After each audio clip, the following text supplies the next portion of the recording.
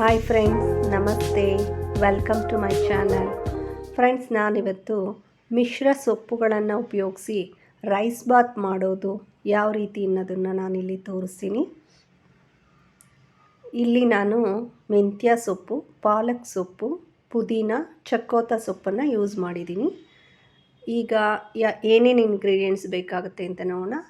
ಸ್ವಲ್ಪ ತೆಂಗಿನಕಾಯಿ, ಕಾಳುಮೆಣಸು, ಹಸಿಮೆಣಸಿನ್ಕಾಯಿ, ಹಸಿ ಶುಂಠಿ, ಬೆಳ್ಳುಳ್ಳಿ, ಟೊಮ್ಯಾಟೊ, ಕೊತ್ತಂಬರಿ ಸೊಪ್ಪು ಇವೆಲ್ಲವನ್ನು ನಾನು ಇಲ್ಲಿ ರುಬ್ಬೋದಕ್ಕೆ ಯೂಸ್ ಮಾಡ್ತೀನಿ.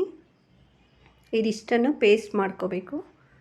ಇನ್ನು ಒಗ್ಗರಣೆಗೆ ನಾವು ಇಲ್ಲಿ ಇತ್ಕಿದ ಅವರೆಕಾಳು ಮತ್ತು ಒಂದು ಈರುಳ್ಳಿಯನ್ನು ಒಗ್ಗರಣೆ ಕಟ್ ಮಾಡ್ಕೋತೀನಿ.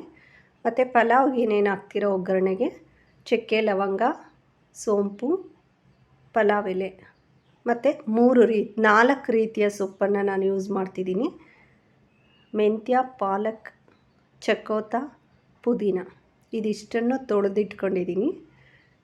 ಸ್ವಲ್ಪ ಸಣ್ಣಗೆ ಕಟ್ ಮಾಡಬೇಕು ಮತ್ತು ಕಡ್ಡಿ ಥರದ್ದೆಲ್ಲ ತೊಗೋಬಾರ್ದು. ಆದಷ್ಟು ಎಲೆಗಳನ್ನೇ ತೊಗೋಬೇಕು. ಕಟ್ ಮಾಡಿಟ್ಟಿದ್ದೀನಿ ಇಲ್ಲಿ. ಈಗ ಒಗ್ಗರಣೆಗೆ ನಾವು ಪಲಾವ್ಗೆ ಏನೇನು ಹಾಕ್ತೀವೋ ಅದೆಲ್ಲ ಹಾಕ್ಬೋದು. ನಾನು ಏಲಕ್ಕಿ ಬದಲಿಗೆ ಏಲಕ್ಕಿ ಸಿಪ್ಪೆಯನ್ನು ಯೂಸ್ ಮಾಡ್ತೀನಿ. ಅದನ್ನೇ ಹಾಕಿದ್ದೀನಿ. ಎಣ್ಣೆ ಕಾಯ್ದ ನಂತರ ಇದನ್ನೆಲ್ಲ ಹಾಕಿ ಸ್ವಲ್ಪ ಫ್ರೈ ಆಗಿದೆ ಅಂದ ತಕ್ಷಣವೇ ನಾವು ಈರುಳ್ಳಿಯನ್ನು ಹಾಕ್ಕೋಬೇಕು. ಮಕ್ಕಳು ಸಾಮಾನ್ಯವಾಗಿ ಸೊಪ್ಪನ್ನೆಲ್ಲ ತಿನ್ನಲ್ಲ. ಪಲ್ಯ ಮಾಡಿದ್ರೆ ಅಥವಾ ಸೊಪ್ಪು ಸಾರು ಮಾಡಿದ್ರೆ ಇಷ್ಟಪಡಲ್ಲ. ಅದೇ ಈ ಥರ ಬಾತ್ ರೀತಿಯಲ್ಲಿ ಮಾಡಿದ್ರೆ ಎಲ್ಲ ಮಕ್ಕಳು ಇಷ್ಟಪಟ್ಟು ತಿಂತಾರೆ. ಹಾಗಾಗಿ ಈ ರೀತಿ ಮಾಡೋದು ತುಂಬಾ ಚೆನ್ನಾಗಿರುತ್ತೆ. ಈಗ ನಾನು ಅವರೆಕಾಳನ್ನು ಮಿಕ್ಸ್ ಮಾಡ್ತಾಯಿದ್ದೀನಿ. ಅವರೆಕಾಳು ಅಥವಾ ಬಟಾಣಿ ಯಾವುದಾದ್ರೂ ಸೀಸನ್ ವೈಸ್ ಯಾವ ಕಾಳು ಸಿಗುತ್ತೋ ಅದನ್ನು ಮಾಡ್ಕೋಬೋದು. ಕಾಳು ಸ್ವಲ್ಪ ಫ್ರೈ ಆಗಬೇಕು. ಇದು ಕಾಳು ಫ್ರೈ ಆಗುವಾಗಲೇ ಸ್ವಲ್ಪ ಉಪ್ಪನ್ನು ಸೇರಿಸಿದ್ದೀನಿ.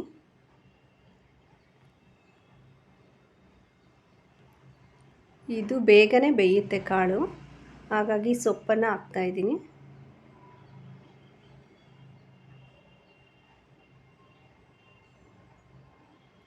ಸಾಮಾನ್ಯವಾಗಿ ಎಲ್ಲರೂ ಕೂಡ ಮೆಂತ್ಯ ಸೊಪ್ಪನ್ನು ಹಾಕಿ ಪಲಾವ್ ಮಾಡ್ತಾರೆ. ನಾನಿಲ್ಲಿ ಪುದೀನನೂ ಆಲ್ಮೋಸ್ಟ್ ಎಲ್ಲರೂ ಯೂಸ್ ಮಾಡ್ತಾರೆ. ಪಾಲಕ್, ಚಕ್ಕೋತ ಯೂಸ್ ಮಾಡೋದು ಕಡಿಮೆ. ಬಟ್ ಇದರಲ್ಲಿ ಅದು ಫ್ಲೇವರ್ ಏನೂ ಗೊತ್ತಾಗಲ್ಲ. ಯಾವ ಸೊಪ್ಪು ಹಾಕಿದ್ದೀವಿ ಅಂತಲೂ ಕೂಡ ಗೊತ್ತಾಗಲ್ಲ. ನೋಡಿ, ಸೊಪ್ಪೆಲ್ಲ ಆಯಿಲಲ್ಲೇ ಬಾಡಿಸ್ಬೇಕು. ಈಗ ಆಲ್ಮೋಸ್ಟ್ ಬೆಂದಿದೆ. ನಾವು ರುಬ್ಬಿಟ್ಕೊಂಡಿರೋ ಮಿಶ್ರಣನ ಸೇರಿಸ್ಬೇಕು. ಇಲ್ಲಿ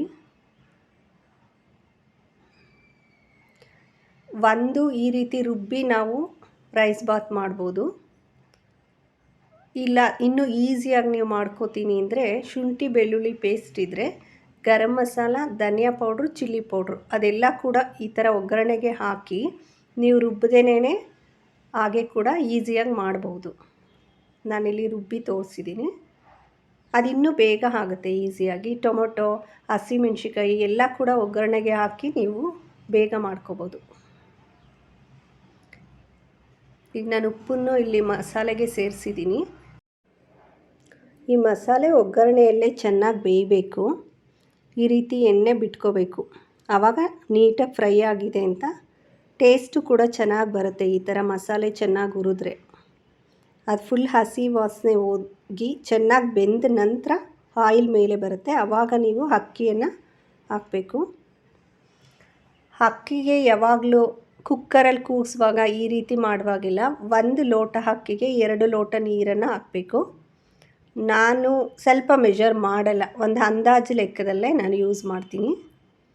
ನೀವುಗಳು ಹಾಕಬೇಕಾದ್ರೆ 1 ಲೋಟ ಅಕ್ಕಿಗೆ 2 ಲೋಟ ನೀರು ಆ ರೀತಿ ಮಿಕ್ಸ್ ಮಾಡಿ.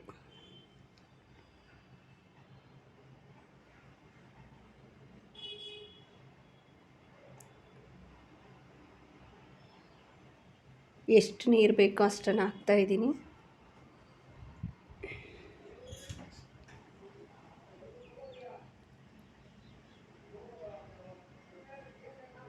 ನೀರು ತುಂಬ ಜಾಸ್ತಿ ಆದರೂ ಮೆತ್ತಗಾಗುತ್ತೆ. ನೀವು ಬೇಕಂದರೆ ಇಲ್ಲಿ ಸಾಲ್ಟ್ ಸ್ವಲ್ಪ ಟೇಸ್ಟ್ ನೋಡಿ ಬೇಕಂದರೆ ಮತ್ತೆ ಹಾಕ್ಬೋದು.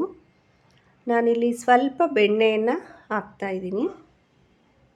ಬೆಣ್ಣೆ ಅಥವಾ ತುಪ್ಪ ಹಾಕೋದ್ರಿಂದನೂ ಚೆನ್ನಾಗಿರುತ್ತೆ ಟೇಸ್ಟು. ಈಗ ಕುಕ್ಕರ್ ಜೋಡಿಸ್ತೀನಿ. 2 ವಿಷಲ್ ಆದರೆ ಸಾಕು. ನೋಡಿ ಈಗ ಆಲ್ಮೋಸ್ಟ್ ಆಗಿದೆ. ಕುಕ್ಕರ್ ಓಪನ್ ಮಾಡಿದ್ದೀನಿ. ರೈಸ್ ಬಾತ್ ರೆಡಿಯಾಗಿದೆ. ರೈಸ್ ಬಿಸಿ ಇರುವಾಗಲೇ ಎಲ್ಲನೂ ಮಿಕ್ಸ್ ಮಾಡಬೇಡಿ, ಏಕೆಂದರೆ ಮೆತ್ತಗಾಗೋ ಚಾನ್ಸ್ ಇರುತ್ತೆ. ಅದಕ್ಕೆ ಸ್ವಲ್ಪ ಆರಿದ ಮೇಲೆ ಮಿಕ್ಸ್ ಮಾಡಿ. ಈಗ ರುಚಿಯಾದ ಬಿಸಿಯಾದ ಮಿಶ್ರ ಸೊಪ್ಪುಗಳ ರೈಸ್ ಬಾತ್ ರೆಡಿಯಾಗಿದೆ. ನೀವು ಕೂಡ ಮನೆಯಲ್ಲಿ ಮಾಡಿ ನೋಡಿ. Thank you friends. Thank you for watching.